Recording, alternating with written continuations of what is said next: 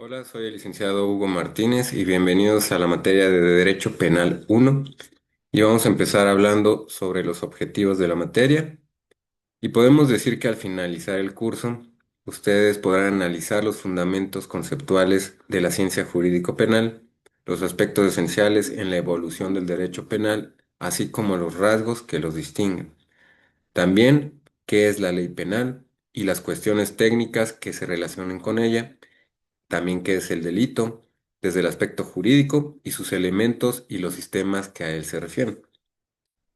Por esto vamos a empezar hablando sobre el derecho penal y podemos decir que la concepción del derecho penal puede partir de dos aspectos, uno subjetivo y el otro objetivo. El derecho penal subjetivo es sinónimo del derecho penal, que tiene el Estado y el cual es más conocido por su denominación latina ius puniendi, y se puede definir como la facultad del Estado para prohibir las conductas consideradas como delitos e imponer las sanciones penales a quienes las realicen. El fundamento jurídico del ius puniendi del Estado mexicano se encuentra previsto en la Constitución Política de los Estados Unidos Mexicanos, en la fracción 21 del artículo 73, que faculta al Congreso. Y por esto nos dice que para establecer los delitos y faltas contra la Federación y fijar los castigos que por ellos deban imponerse, así como legislar en materia de delincuencia organizada, las autoridades federales podrán conocer también de los delitos del fuero común, cuando estos tengan conexidad con delitos federales o delitos contra periodistas, personas o instalaciones que afecten, limiten o menoscaben el derecho a la información o las libertades de expresión o imprenta. En las materias concurrentes previstas en la Constitución, las leyes federales establecerán los supuestos en que las autoridades del fuero común podrán conocer y resolver sobre delitos federales. En principio, solo el Poder Legislativo tiene la facultad de emitir las leyes penales, pero en situaciones de emergencia, también el presidente de la República podrá gozar de estas facultades, que son extraordinarias, para legislar en materia penal, siempre y cuando se den los presupuestos y se cumplan los requisitos que establece el artículo 29 de la Constitución. También podemos decir que la facultad del Estado no solo consiste en emitir las normas penales, sino también en aplicarlas y ejecutarlas. El Poder Judicial podrá conocer de todas aquellas conductas consideradas como delitos y determinar, conforme a la ley, la sanción a imponer a quien lo cometió, que esto está establecido en el artículo 21, párrafo segundo de la Constitución.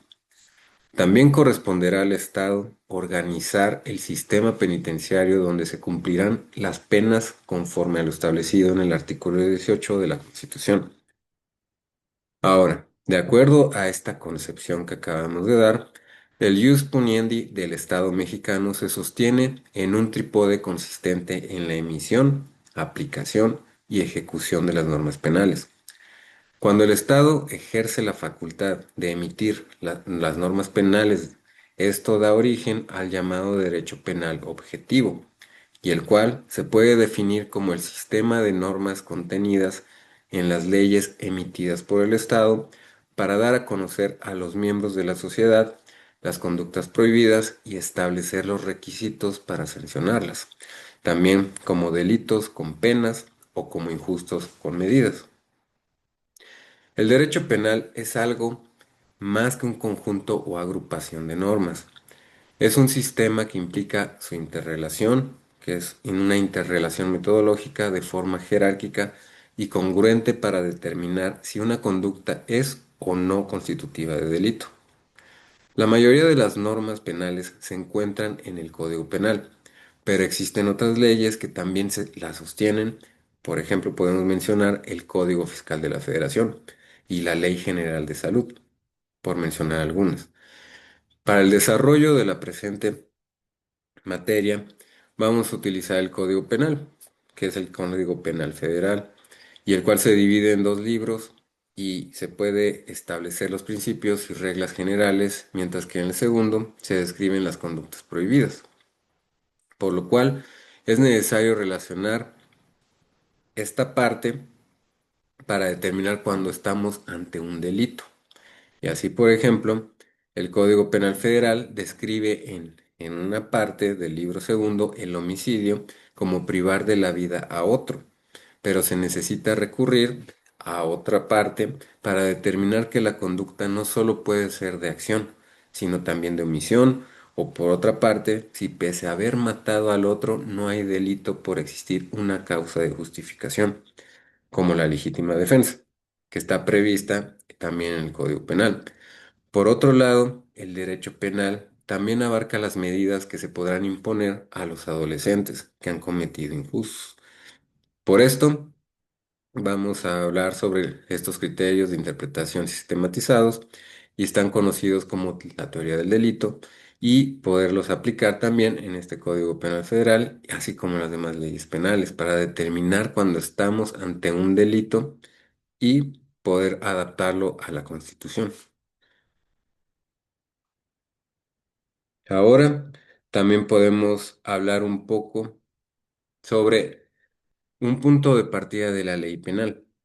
Y por esto la ley penal mexicana se halla en la Constitución, como lo hemos mencionado, y la parte dogmática incorpora los derechos públicos subjetivos y avanza en la regulación de los órganos de la justicia penal.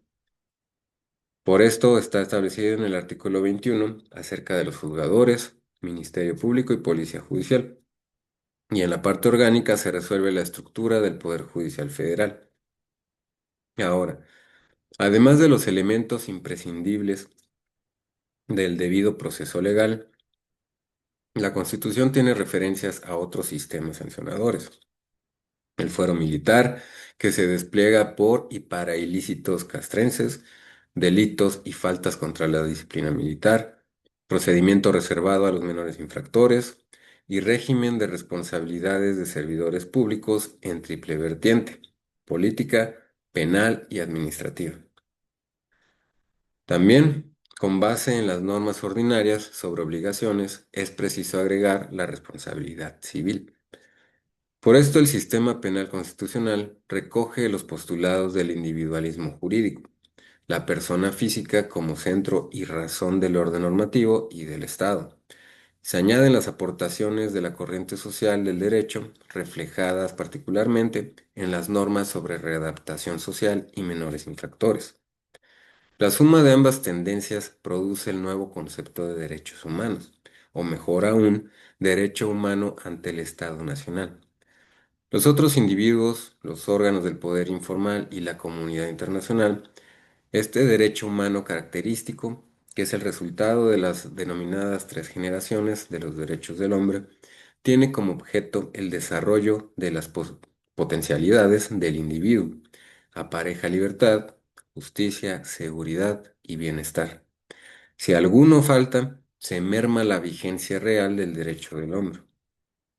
Por esto, en nuestra Constitución, los grandes principios del derecho penal liberal se expresan sobre todo en el ideal o propósito amplio de la seguridad jurídica. A este le sigue con la orientación jurídico-social que el derecho a la readaptación social del infractor le sea aplicable. Y estos principios gobiernan el sistema sustantivo, el adjetivo y más recientemente el ejecutivo.